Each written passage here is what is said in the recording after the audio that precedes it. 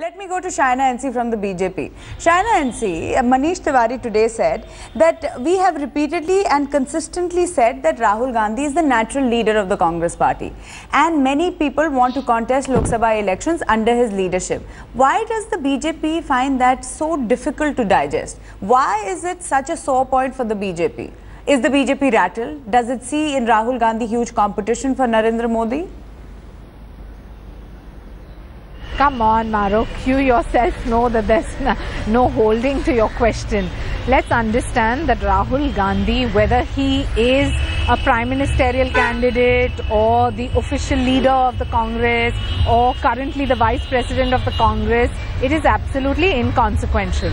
As a young leader in this country, I'd like to ask, how many times has he even raised issues in Parliament?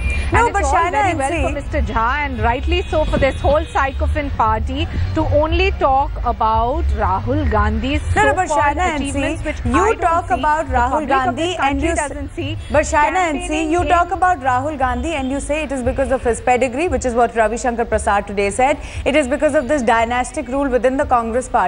But today, even in his interview, Rahul Gandhi has spoken about how the BJP has now become about personality-oriented politics. And not just that, it is Modi is BJP and BJP is Modi. There's no other leader.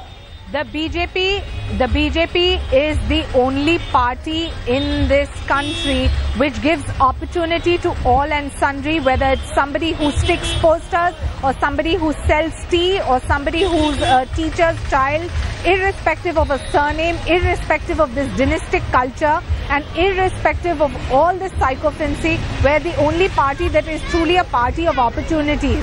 I just want to raise two issues. One is truly a party of opportunity and Sanjay Jha says that there is no other alternative to... I want to ask that after he made...